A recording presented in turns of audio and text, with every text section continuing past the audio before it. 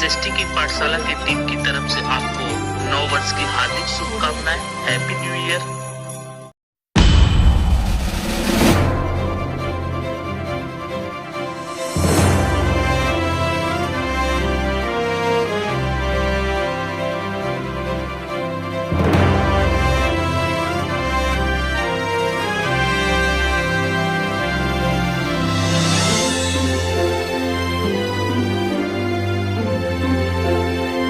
Hello student, how are you? Welcome to SST की पाठशाला। आज के क्लास में हम लोग डिस्कस करने वाले हैं Russian empire part 4 class 9th history. इसके पार्ट 3 में बहुत सारे इंपॉर्टेंट पॉइंट हम लोग कवर किए कि रशियन रिवॉल्यूशन क्यों हुआ था, इसका इंपॉर्टेंट रीजन क्या था और कैसे ये रिवॉल्यूशन स्प्रेड हुआ पूरे रशिया में और कौन सी पार्टी थी जिसने इस रिवॉल्यूशन को लीड किया, किसकी गवर्नमेंट बनी, उस गवर्नमेंट का हेड कौन था। तो बहुत सारे इंपॉर्टेंट पॉइंट्स हम लोग डिस्कस किए हैं। पावर जब मोनार्की से यानी कि जार से ट्रांसफर हुआ तो पावर किसके पास आया, ये सारे चीज हम लोग प्रीवियस वीडियोस में डिस्कस किए हुए हैं। तो जो भी इसके रिमेनिंग पॉइंट है इसको इस वीडियो में कवर करने वाले हैं हम लोग। ठीक है, तो आइए स्टार्ट करते हैं। The revolutions of October 1917। हम बात कर रहे हैं रिवॉल्यूशन की। एक चीज जानते हैं हम लोग कि रिवॉल्यूशन जो हुआ था 1917 में हुआ था और एक टाइम पीरियड था फरवरी टू अक्टूबर। फरवरी में स्टार्ट हुआ था, उसका जो फाइनल रिजल्ट आया था उस रिवॉल्यूशन का जिसमें पावर सडन चेंज हो गया था वो था अक्टूबर मंथ। तो अक्टूबर के टाइम में वो कौन सा इंपॉर्टेंट इंसिडेंट हुआ था? देखिए, अक्टूबर के टाइम में एक इंपॉर्टेंट इंसिडेंट क्या था कि अक्टूबर के टाइम में प्रोविंशियल गवर्नमेंट वहां पे रन करती थी। जैसा कि प्रीवियस वीडियो में हम लोग डिस्कस किए हुए थे, जो मिलिट्री ऑफिसर्स थे वो थे पावर में, जो फ्यूडल थे वो थे पावर में। तो जो बोल्शेविक के लीडर थे व्लादिमीर लेनिन, उनको लगने लगा कि जो प्रोविंशियल गवर्नमेंट है वो कहीं डिक्टेटरशिप को ना फॉलो कर दे। ठीक है, तो बोल्शेविक लीडर व्लादिमीर लेनिन और उनके जो बेस्ट फ्रेंड थे लियोनिड ट्रोट्स्की, जो बोल्शेविक आर्मी, रेड आर्मी जो थी उसके हेड थे, वो क्या करते, पावर सीज करना स्टार्ट कर देते हैं। और उस टाइम प्रोविंशियल गवर्नमेंट के प्राइम मिनिस्टर रहते हैं केरेंस्की। सो प्राइम मिनिस्टर को अरेस्ट कर लिया जाता है, उनको रिजाइन करने के लिए बाध्य किया जाता है। उसके बाद प्राइम मिनिस्टर रिजाइन कर देते हैं और पावर किसके पास ट्रांसफर हो जाता है? पावर बोल्शेविक लीडरशिप के पास ट्रांसफर हो जाता है। ठीक है, देखिए अगर हम कंपेयर करेंगे बोल्शेविक लीडर और जार के बीच में तो बहुत ज्यादा डिफरेंसेस नहीं है। बोल्शेविक भी किसी एक आइडियोलॉजी को प्रीफर करेंगे जो ऑटोनॉमी यानी कि अपनी सुपरियरिटी को दिखाएंगे, जैसे कि जार करते थे। जबकि मेंशेविक हम लोग प्रीवियस वीडियो में भी डिस्कस किए हुए थे कि मेंशेविक जो थे वो ऑल पीपल का पार्टिसिपेशन दिखाते थे। बोले कि व्हाट चेंज आफ्टर अक्टूबर, वो कौन कौन से चेंज हुआ अक्टूबर के बाद? तो सबसे इंपॉर्टेंट जो तो most industries and banks were nationalised in November 1917। देखिए नवंबर 1917 के टाइम में जितने भी बैंक्स थे या इंडस्ट्रीज थी जिसमें प्राइवेट ऑनरशिप थी उसको नेशनलाइज कर दिया गया। नेशनलाइज करने का मीनिंग होता है कि उस पर ऑनरशिप गवर्नमेंट की हो गई। तो प्राइवेट ऑनरशिप से जो पावर था वो किसके पास आ गया? तो पावर ट्रांसफर होकर के गवर्नमेंट के पास आ गया।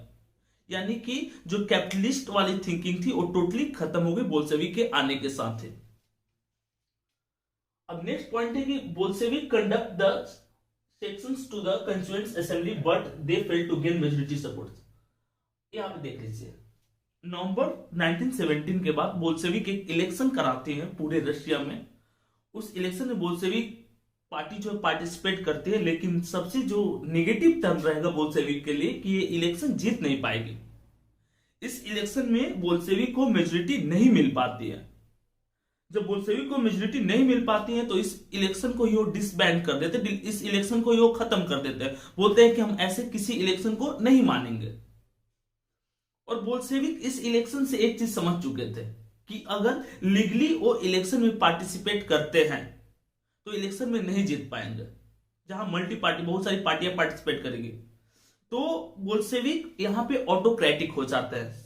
ऑटोक्रेटिक का मतलब डेस्पोटिज्म को प्रीफर करने लगते हैं। वो बोलते हैं कि रशिया में बस एक ही पार्टी रहेगी, रशियन सोशलिस्ट डेमोक्रेटिक पार्टी यानी कि बोल्शेविक पार्टी। अब इलेक्शन में बस एक ही पार्टी पार्टिसिपेट करेगी। जाहिर सी बात है कि अगर इलेक्शन में एक पार्टी पार्टिसिपेट करेगी तो उसी पार्टी के विनर बनेंगे, जो भी लीडर पार्टिसिपेट करेगा वही विनर बनेगा।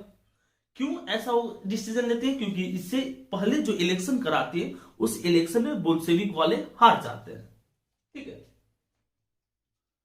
अब चेका क्या था? तो स्पेशल पुलिस ऑर्गेनाइजेशन था। ठीक है, उसको चेका कहा गया, एक बोल्शेविक लोगों का ऑर्गेनाइजेशन था।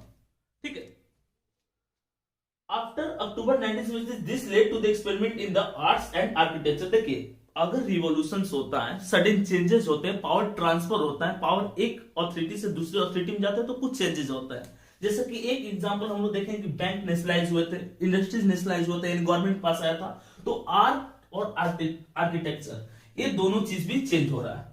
आर्ट भी चेंज हो रहा है और आर्किटेक्चर भी चेंज हो रहा है। किस टाइम में? जब पावर बोल्शेविक के पास आता है। पावर किससे ट्रांसफर होकर बोल्शेविक के पास आ रहा है? तो पावर मोनार्की से, जार के पास से ट्रांसफर होकर के बोल्शेविक के पास। एक बीच में छोटी सी कड़ी थी प्रोविंशियल गवर्नमेंट, तो उससे होकर के पावर यहां पर आता है। ठीक है, अब यहां देखिए, जो नेक्स्ट हमारा पॉइंट है वो है सिविल वॉर। आपको बहुत बार एसएसटी में बताया जा चुका है सिविल वॉर का मतलब क्या होता है, कि अगर कंट्री में एक कम्युनिटी दूसरी कम्युनिटी से फाइट करती है, जैसे कि हिंदू मुस्लिम से फाइट करते हैं इंडिया में, या सिख ईसाई आपस में फाइट करते हैं, एक कम्युनिटी अगर दूसरी कम्युनिटी से विद इन अ कंट्री अगर फाइट होता है तो उसको सिविल वॉर कहते हैं। इसका सबसे अच्छा एग्जांपल श्रीलंका में तमिलियंस और सिन्हालाज के बीच का जो फाइट था, तो सिविल वॉर हो जाता है। सिविल वॉर किन के बीच में होता है? तो रशिया के डिफरेंट कम्युनिटी थी, कुछ जार के सपोर्टर्स थे, कुछ प्रोविंशियल गवर्नमेंट के सपोर्टर थे, कुछ जो थे बोल्शेविक सपोर्टर्स थे, तो ये आपस में भी फाइट करना स्टार्ट कर देते हैं, और यही लीड करता है किस चीज को? सिविल वॉर को। Bolshevik order land distribution. देखिए, बोल्शेविक पहले ही ऑर्डर कर चुका था। जो अगर आपको याद होगा लेनिन का अप्रैल थीसिस, तो उसमें लेनिन ने बोला था कि land should be distributed between different organisations.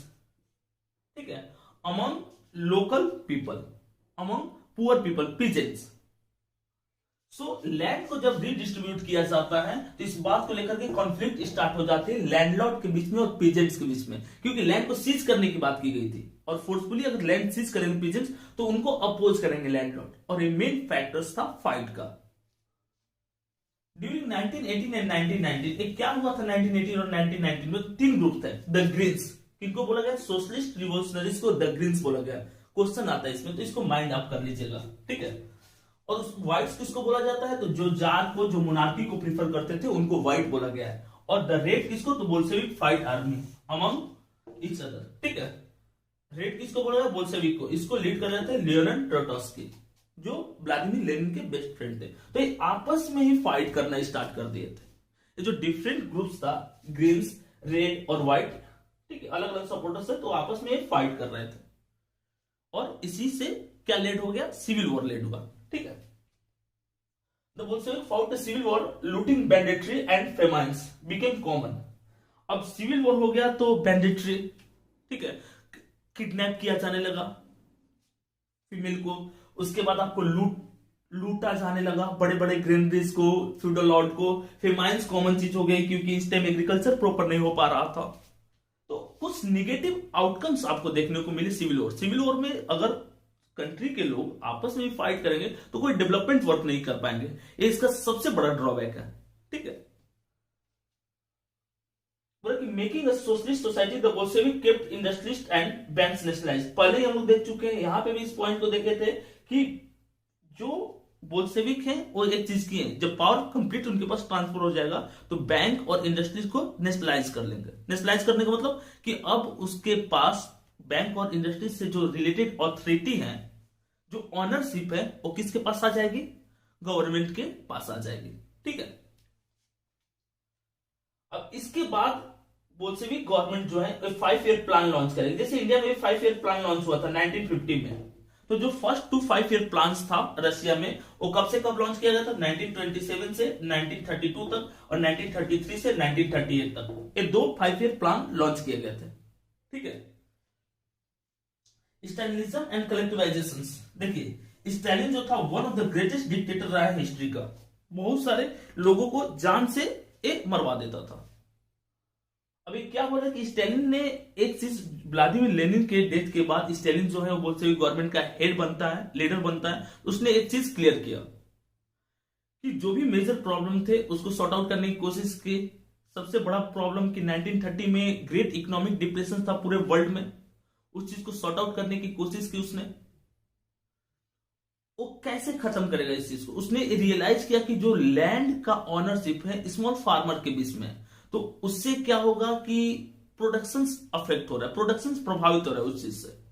उसने क्या किया कि लैंड को कलेक्टिवाइज कर दिया, कलेक्टिव फॉर्म में अब लोगों को लैंड में फार्मिंग करना था। यानी कि विलेज में किसी एक के पास ऑनरशिप नहीं रहेगी, पूरे विलेज को एक जगह मान लीजिए एक पूरा लैंड दे दिया एक पर्टिकुलर विलेज को, पूरे विलेज वाले मिल करके इसमें एग्रीकल्चर करेंगे।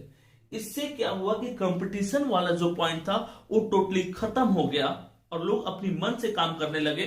कलेक्टिवाइजेशन जो इसका प्रोग्राम था इस टेलिंग का टोटली फेल हो गया। ग्रेनरी की कमी पहले भी थी और पहले से भी ज्यादा कमी हो गई। एक कलेक्टिव प्रोसेस में जो फार्मिंग कराने वाली मेथड को डेवलप किया स्टालिन ने उससे, ठीक है। अब इसने क्या किया कि जब फेमाइन्स आ गई, ग्रेनरीज शॉर्टेज, ग्रेन्स की कमी आ गई, तो इसने अपने रिप्रेजेंटेटिव को बोला कि आप सर्वे कीजिए जाकर के अलग अलग विलेज में, और आप वहां पे फाइंड आउट कीजिए। क्या फाइंड आउट करना है आपको कि कहीं बड़े बड़े जो फार्मर हैं वो स्टॉक करके तो नहीं रखे हैं ग्रेन्स को, ताकि मार्केट में जब प्राइस इंक्रीज करेगा तब वो अपने ग्रेन्स को इंट्रोड्यूस करेंगे। इसके लिए वो सर्वे कराता है अपने अलग अलग पॉलिटिकल लीडर्स के थ्रू विलेज में भेज करके। The party forced all peasants to cultivate in collective farms, जिसको कोलकाज बोला गया है। कलेक्टिव फार्म्स में फार्मिंग करने के लिए वो क्या करते हैं, उनको रिप्रेस करते हैं, उनको प्रेसाइज करते हैं। The bad harvest of 1930 and 1933, bad harvest यानी कि टोटल प्रोडक्शन जो है क्रॉप्स का वो कम हो जाता है। मोस्ट डिवास्टिंग फेमाइन्स, और इसमें 4 मिलियन लोग मारे जाते हैं, ठीक है। स्टालिन की कुछ नाकामयाबी रहेगी कलेक्टिव प्रोग्राम्स में फार्मिंग कराना, फेमाइन्स आ जाते, भूखमरी हो जाती है, वर्ल्ड वॉर का इंपैक्ट रहता है, जिसके चलते रशिया में अप्रॉक्स 4 मिलियन लोग मारे जाते हैं। और ये रशिया का जो सोशलिज्म था इसका इंपैक्ट वर्ल्ड के अलग अलग कंट्री पे पड़ता है, इंडिया पे भी इसका इंपैक्ट पड़ता है। एमिन रॉय जो 1925 में एक पार्टी बनाएंगे जिसका नाम रहेगा कम्युनिस्ट पार्टी ऑफ इंडिया, ठीक है। तो सीपीआई कब बना था? 1925 में एमिन रॉय। तो एक कॉन्सेप्ट कहां से लिए थे? तो रशियन रिवॉल्यूशन से एक कॉन्सेप्ट था कि हम लोग के यहाँ भी एक कम्युनिस्ट पार्टी बननी चाहिए जिसमें पावर जो हो, रिसोर्सेज जो हो, फंड जो इक्वली डिस्ट्रीब्यूट हो लोगों के बीच में। बट ये आइडिया ज्यादा सर्कुलेट नहीं कर पाता क्योंकि इंडिया एक कैपिटलिस्ट नेशन है। इस तरह से ये जो चैप्टर है वो खत्म होता है। इसके रिगार्डिंग आपको कोई भी डाउट रहे तो आप कमेंट करके पूछ सकते हैं। हमारी टीम ऑलवेज आपके साथ है 24/7। दूसरी बात कि एसएसटी से रिलेटेड किसी भी तरह का डिस्कशन आप करना चाहते हैं तो आप हमारे टेलीग्राम ग्रुप को ज्वाइन कीजिए, लिंक डिस्क्रिप्शन में दिया हुआ है। और सबसे इंपॉर्टेंट पॉइंट, एसएसटी को एक इंटरेस्टिंग सब्जेक्ट बनाने के लिए, एक इंटरेस्टिंग फॉर्म बनाने के लिए, अपने लाइफ से रिलेट करने के लिए अलग अलग हम लोग इंफॉर्मेशन प्रोवाइड करेंगे डिफरेंट वेबसाइट्स में। जैसे टेलीग्राम हो गया, इंस्टाग्राम हो गया, फेसबुक हो गया, ट्विटर हो गया। तो आप हमारे साथ वहां पर जुड़ सकते हैं अलग अलग तरह के नॉलेज को गेन करने के लिए। इसके अलावा किसी भी तरह का कोई डाउट हो, किसी चीज में प्रॉब्लम है एसएसटी के रिगार्डिंग, तो आप ऑनलाइन हमसे पूछ सकते हैं। ऑफलाइन भी हम लोग अवेलेबल हैं, तो आप अपना एड्रेस बता दीजिए या आप हमसे आकर के हनुमान नगर में कहीं भी कोई भी नोट्स भी ले सकते हैं। तो चलिए मिलते हैं नेक्स्ट वीडियो के साथ।